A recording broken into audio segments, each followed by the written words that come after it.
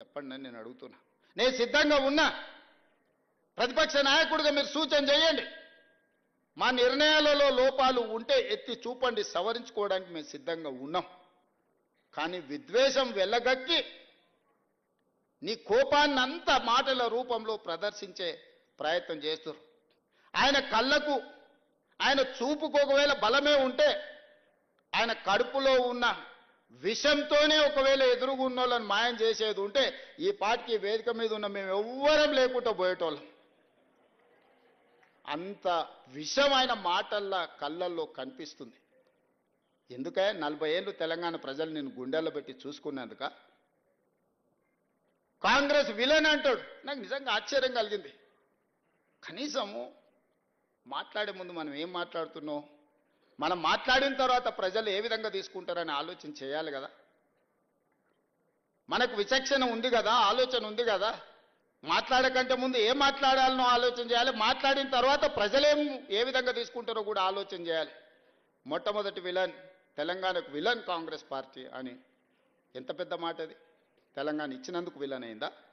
మేము తెలంగాణ ఇస్తే 10 ఏళ్ళు నువ్వు తెలంగాణ ముఖ్యమంత్రి అయి దోసుకొని టీవీలు పెట్టుకొని పేపర్లు పెట్టుకొని ఫామ్ హౌజులు కట్టుకొని ఇంటిల్లి పాది పదవులు అనుభవించి కాంగ్రెస్ ఇచ్చిన తెలంగాణలో నువ్వు లబ్ధి పొందినందుకు కాంగ్రెస్ విలన్ అయిందా? అంటే గింటే ప్రజలనాలే కాంగ్రెస్ ఏమన్నా అయ్యా మీరు తెలంగాణ ఇస్తే ఇగో ఆయన గట్ట తయారయ్యిండు గిట్లా అచ్చోసిన ఆంబోతులు మా మీద ఎందుకు వదిన అని ప్రజలేమన్నా ఆవేదన వెలిపుచ్చారంటే అర్థం ఉంది. కానీ నీకెక్కడిది అర్హత మాట్లాడడానికి? అంటే ఆయన ఆలోచన ఎట్లుందో ఒక్కసారి ఆలోచన చేయండి. ఆగమైందంటుండే. ఏం ఆగమైంది? నీ కుటుంబం ఆగమైందేమో. ఇంకో 10 ఏళ్ళు దోసుకుందాం అన్నది మా అర్థాంతరంగా ఆగిపోతే ఆగమైతుంది ఖచ్చితంగా. ప్రణాళికలు వేసుకొని ఉండొచ్చు కదా. మంది పిల్లలకు ఉద్యోగాలు ఇవ్వలేదు కానీ మీ ఇంట్లో మీ పిల్లల్ని ప్రజలు ఓడగొడితే మళ్ళీ దొడ్డిదారిన తెచ్చి చట్టసభలలో పెట్టలేదా? ప్రజలు చూస్తలేరా?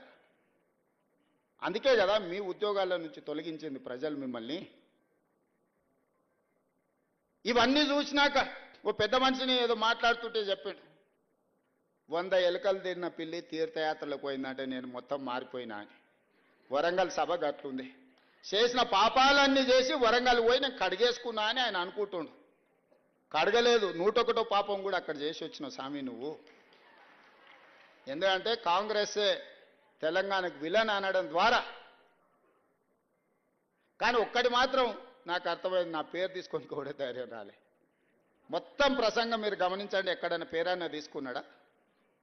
మా కాంగ్రెస్ పార్టీ కార్యకర్తల బలం ఏందో దాన్ని బట్టి అర్థమైంది కదా. అందుకే ఈరోజు బసవన్న స్ఫూర్తిగా ప్రజాస్వామిక విలువలను కాపాడాలి, ప్రజలు మెచ్చే విధంగా పరిపాలనను అందించాలి, ప్రజల కోసం సంక్షేమ పథకాలను అమలు చేయాలి, ప్రజల అభివృద్ధి కోసం ప్రణాళికలు సిద్ధం చేయాలి, రాష్ట్ర ఆదాయం పెంచాలి, పేదలకు పంచాలి అన్న